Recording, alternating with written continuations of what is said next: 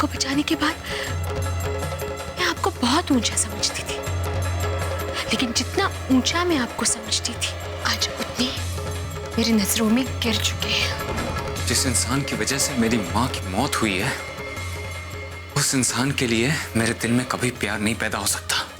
मेरा इस घर में आने का एक ही मकसद है, मेरी माँ की मौत का बदला। मैं तुम्हें वो दिखाऊंगी जो तुमने आज तक नहीं देखा होगा। तुम्हारे कुछ भी दिखाने से पहले तुम्हें इस घर से बाहर कर दूंगा मैं।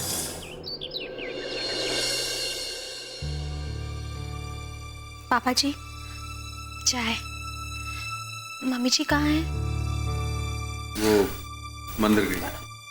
करल का वो गुड मॉर्निंग ससुर जी, कैसे हैं आप? अरे वाह आस्था, ससुर जी के लिए चाय लेकर आई हो। चलो अभी काम करो, मेरे लिए भी एक कॉफी ले आओ। हाँ, और चीनी कम। ये तुम्हारी नौकरानी नहीं है। क्या ससुर जी, नौकरानी? आप भी कैसी बातें करते हैं? अरे ये तो देवरानी है, और एक देवरानी अपनी जेठानी के लिए इतना तो कर ही सकती है ना? वाह, इसको कहते हैं न शर्म न आंख में पानी। मान न मान मैं तेरी जेठानी। जबरदस्ती का रिश्ता जोड़ने की कोशिश मत करो नायशा। किसने तुम्हें यह हक दिया? आपके बेटे रुद्र ने। मैंने कोई जबरदस्ती नहीं की ससुर जी, सच में। आप चाहे तो उससे पूछ लीजिए। अब आपकी बड़े बेटे की धर्म पत्नी होने के नाते मैं इस घर की बड़ी बहू ही तो हुई, है ना? अरे ससुर जी, आपकी स्टाइल में समझाओ। बीती बातों को भूल जाइए, बीती बातें पुरानी। कोई माने या ना माने, मैं हूं आस्था की जेठानी। अब ससुर जी, जेठानी होने के नाते मेरा भी तो थोड़ा हक है। भाई मेरी भी तो थोड़ी चलनी चाहिए ना इस घर पे। अब क्या आप ही अकेले सारा हुक्म चलाते रहोगे? ये सही नहीं है ससुर जी। पापा जी मुझ पर कोई हुक्म नहीं चलाते, उनका मुझ पर पूरा हक है, और मैं जो भी करती हूँ अपनी मर्जी से करती हूँ इस घर के लिए। लेकिन तुम भूलकर भी अपनी मर्जी मुझ पर चलाने की कोशिश मत करना नायशा, क्योंकि जेठानी बनना तो दूर, तुम इस घर की नौकरानी बनने के भी लायक नहीं। देखा देखा ससुर जी आपने, आपकी छोटी बहू कैसे बातें करती है मुझसे। अब आपको समझ आया, ये जितनी छोटी है ना उतनी ही खोटी है। नहीं, आपको समझ नहीं आ रहा होगा, क्योंकि आपने तो इसे अपने सर पे बैठा के रखा है ना। पर आप घबराइए मत ससुर जी, बहुत जल्द मैं इसे ना आपके सर से उतार के फर्श पे ले आऊंगी। वैसे भी ससुर जी, बुढ़ापे में आपके सर का भी तो बोझ हल्का करना है मुझे। वैसे भी आप बहुत पाप के बोझ से दबे हुए हैं। नायशा, चुप रहो नायशा। अरे मैं तो चुप हो जाऊं, पर ससुर जी आप इतना तेज मत चिल्लाइए। अरे अभी अभी तो आपको थोड़े दिन पहले हार्ट अटैक हुआ था, अब कुछ और हो गया ना तो उसकी जिम्मेदारी मुझ पर आ जाए, इसलिए ससुर जी थोड़ा चुप हो जाओ नायशा, वरना बहुत बुरा होगा। राणा साहब, क्या है ये सब? ये आपकी बहू है, शरीफ लोग अपनी बहुओं से ऐसे बात नहीं करते हैं। इससे बात करना भी कौन चाहता है? पर इसे समझा दे कि अगर इस घर में रहना है तो जबान पे लगाम लगाए और चुप रहे। अच्छा, तो अब आप एक औरत की आवाज दबाना चाहते हैं और चाहते हैं कि मैं इस चीज में आपका साथ दूं? राणा साहब, कितनी औरतों की आवाज दबाएंगे आप? पहले मेरी मां, फिर मेरी बीवी। मैंने कभी किसी की आवाज नहीं दबाई। तू मेरे साथ ऐसा क्यों कर रहा है? इतनी बड़ी सजा क्यों दे रहा है मुझे? खुराना साहब, हर मुजरिम यही कहता है कि आखिर उसने ऐसा क्या किया है जिसकी इतनी बड़ी सजा उसे मिल रही है।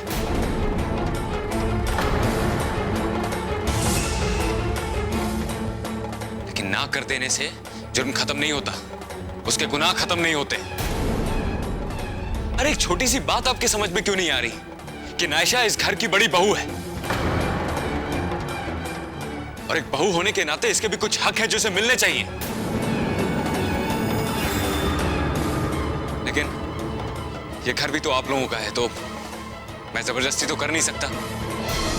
अगर आप लोग चाहते हैं कि नायशा ये घर छोड़कर चली जाए तो ठीक है, ये घर छोड़कर चली जाएगी, लेकिन फिर मैं भी इसके साथ ये घर छोड़कर जाऊंगा।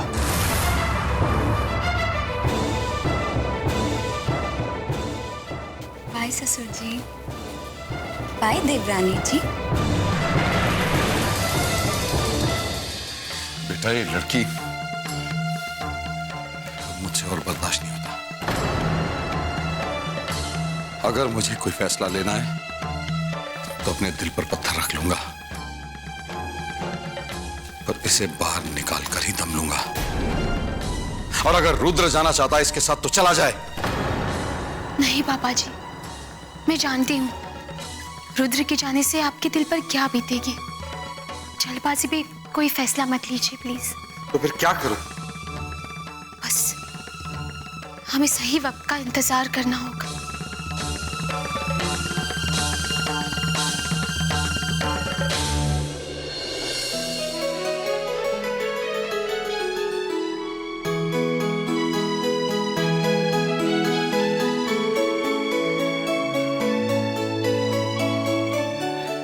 मम्मी जी, वो खाना बन गया है तो आप। अरे आस्था, बैठो बैठो बेटा।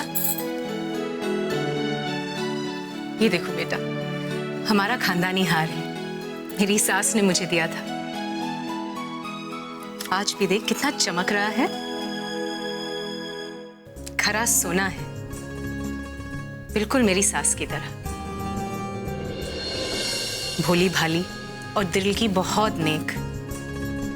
मुझे कभी फर्क पता ही नहीं चला कि वो मेरी माँ है या मेरी सास। बिल्कुल एक बेटी की तरह प्यार दिया है उन्होंने मुझे। मम्मी जी, पर मुझे जितना प्यार मेरी सासू माँ से मिला है उतना प्यार तो आपको अपनी सासू माँ से नहीं मिला होगा। मैं जो कुछ करती हूँ ना, सब उन्होंने ही मुझे सिखाया है, पर फिर भी उनकी जितना कहाँ कर पाती हूँ। मम्मी जी, भले ही आपने उनसे सीखा है, पर उनसे भी ज्यादा अच्छी बन गई है वो। आपको पता है, आप इस दुनिया की बेस्ट सासू माँ और तू इस दुनिया की बेस्ट बहू।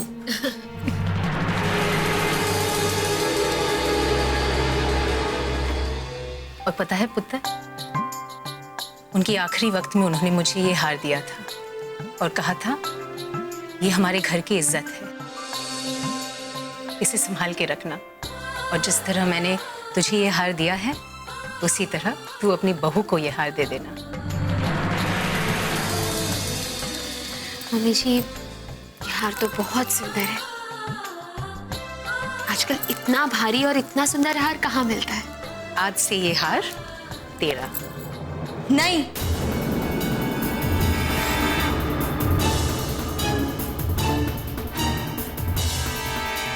माय डियर सासू माँ, आप ऐसे अन्याय कैसे कर सकती हैं? हाँ, बड़ी बहू के होते हुए अगर खानदानी हार किसी और के हाथ में जाएगा तो हार की बेइज्जती होगी ना।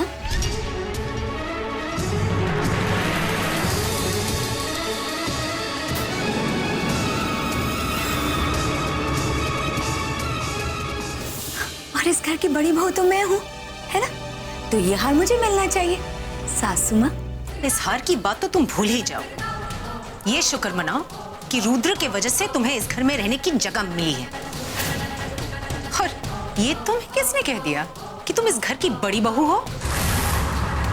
जितनी तुम्हारी चादर है ना, उतना ही पैर फैलाओ नायशा, वरना तुम्हें तुम्हारी चादर में लपेटकर इस घर से फेंकने के लिए मुझे ज्यादा वक्त नहीं लगेगा।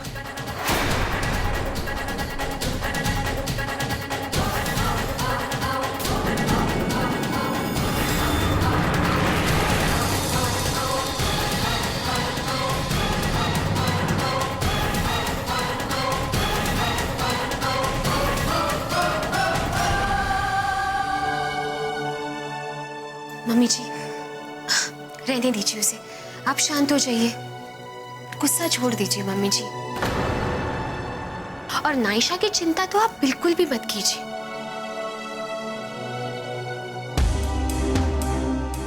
उसकी हर चाल का मुंह तोड़ जवाब दूंगी मैं। बस अब कुछ ही दिनों की मेहमान है वो।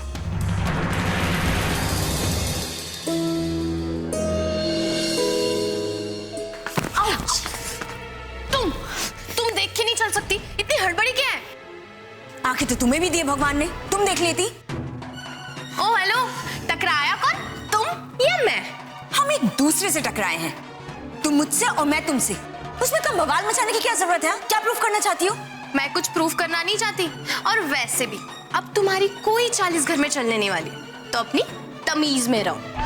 तमीज से बात करना पहले तुम सीखो। बड़ी हूं तुमसे, भाभी हूं तुम्हारी। भाभी? भाभी और तुम्हारी जानकारी के लिए मैं तुम्हें ये बता दूं कि मेरी बस एक ही भाभी है, आस्था, और दूसरी कोई नहीं। तो भूल कर भी तुम अपने आप को मेरी भाभी मत समझना। इस घर ने तुम्हें आसरा दिया है, अधिकार नहीं। अधिकार तुम्हें छीन के रहूंगी। ये घर मेरा है। ये घर ना कभी तुम्हारा था और ना ही कभी होगा। भूल गई कैसे धक्के मारकर हमने तुम्हें इस घर से बाहर निकाला था? अपनी लिमिट में रहो, वरना वापस तुम्हारे साथ वैसा ही होगा। नायशा!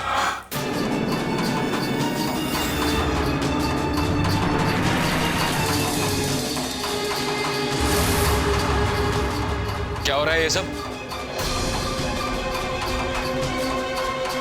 चलो अपने कमरे में जाओ।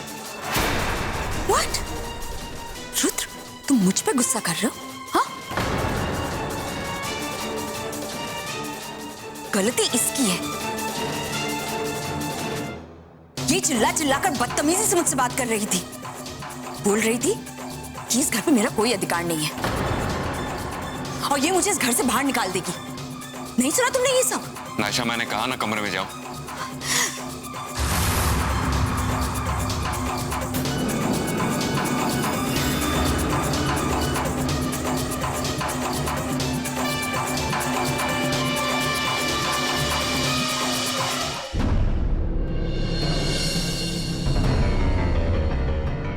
वीर जी, वो तो बस बहाना ढूंढते रहती है लड़ाई करने का।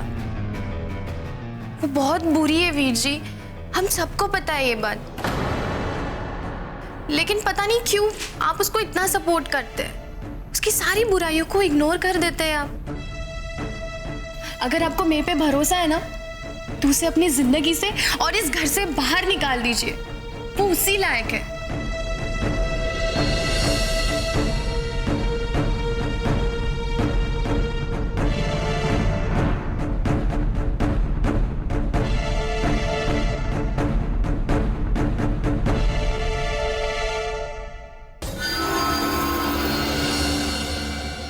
सब मेरे पीछे पड़े हुए। पहले तो उस घूसर बुढ़ी ने मेरा दिमाग खा लिया और फिर ये पैम। इन सब लोगों को तो मैं ऐसा मजा चखाऊंगी ना कि इनकी चपड़ चपड़ ना चुप्पी में बदल जाएगी। लेकिन ये रुद्र को क्या हुआ?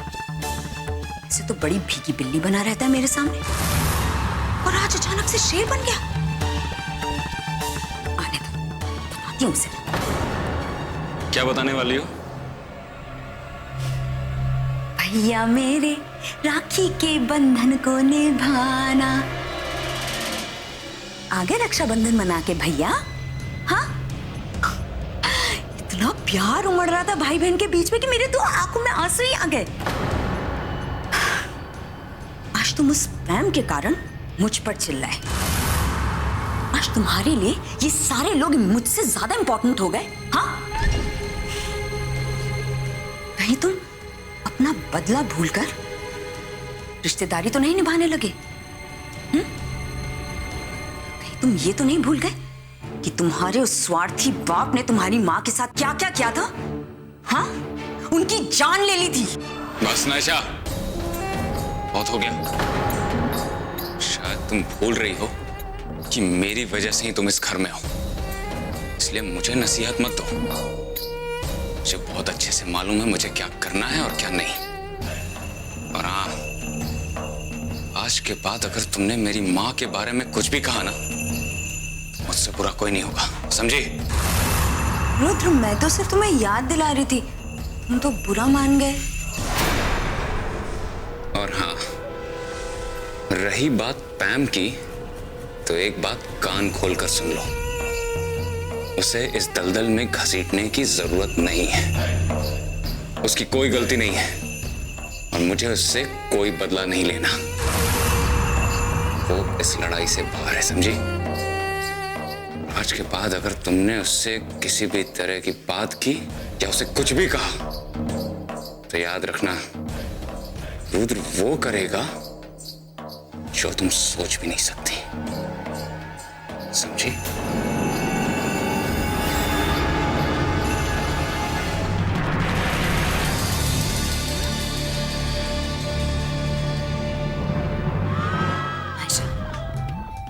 तेरे पास ये आखिरी मोहरा है रुद्र। अब ये भी लंगड़ा के चलेगा तो पता नहीं तेरा क्या होगा।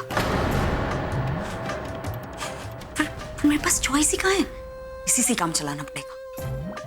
ओह गॉड, पता नहीं कहाँ फंस गई मैं भाई बहन के चक्कर में। लेकिन अगर रुद्र भी बदल गया तो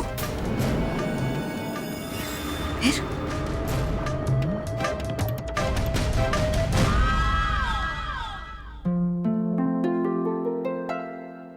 हाय आस्था। अरे निशांत, हाय, कैसे हो? मैं अच्छा हूँ। पैम कहाँ है?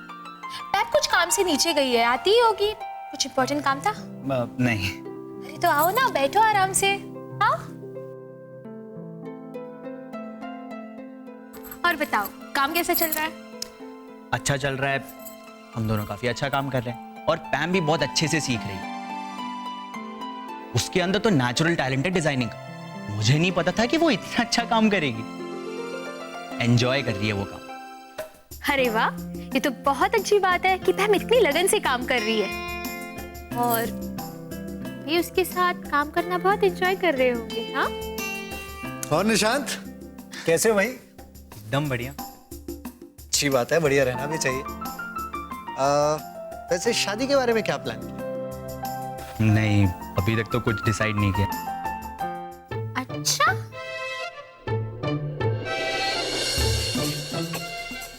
भाई देखो, मेरा मानना तो ये है कि शादी सही उम्र में हो जानी चाहिए। इसीलिए पैम के लिए मैंने एक अच्छा सा लड़का फाइनल कर दिया। लड़का?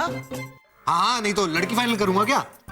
अब देखो, हम लड़कों की बात और, लेकिन लड़की की शादी जल्दी हो जानी चाहिए।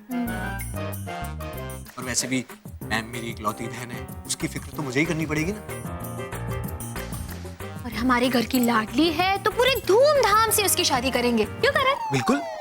हाँ हाँ, धूमधाम से तो होनी चाहिए, बट लड़का भी तो अच्छा होना चाहिए। लड़का? लड़का तो लाखों में एक है। काम भी बहुत अच्छा जमा रखा है और दिखता तो इतना क्यूट है, इतना क्यूट है, बिल्कुल हिंदी फिल्म के हीरो जैसा। और हाँ, खानदानी भी है भाई। हाँ, तो इसमें कौन सी बड़ी बात है? इससे ज्यादा और क्या चाहिए एक लड़के में? हाँ भाई, हमें तो लड़का पसंद है। लेकिन पैम को भी तो पसंद आना चाहिए ना। लो, पैम भी आ गई। पैम को ही पूछो, इसे कितना पसंद है। कौन? आस्था, बाकी की बातें पैम से करते। हमें एक काम है, हम चलते हैं। चलो आस्था। आगे ना।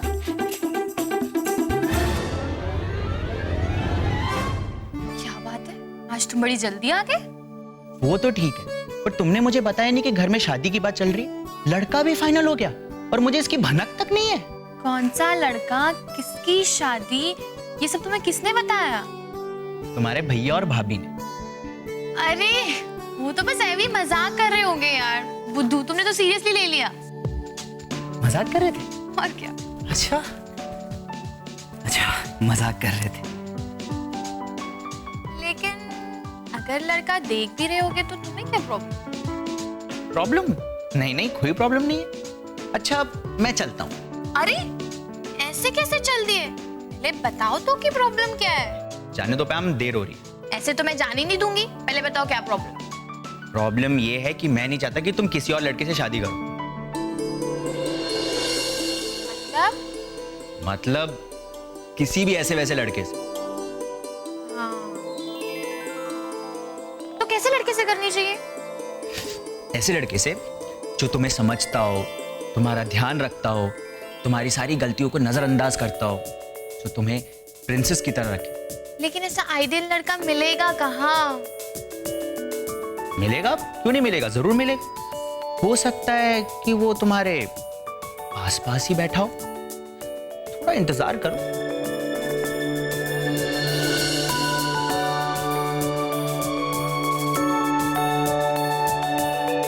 नहीं है निशान। लेकिन अगर ऐसा लड़का मिलेगा ना तो मैं जिंदगी भर उसका वेट करने के लिए तैयार हूं। चलो बाय। बाय।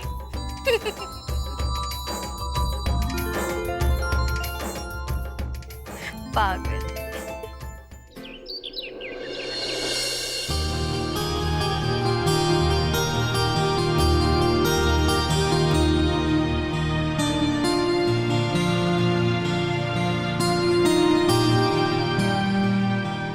क्या बात है, आज तो आप बहुत सुंदर लग रही है।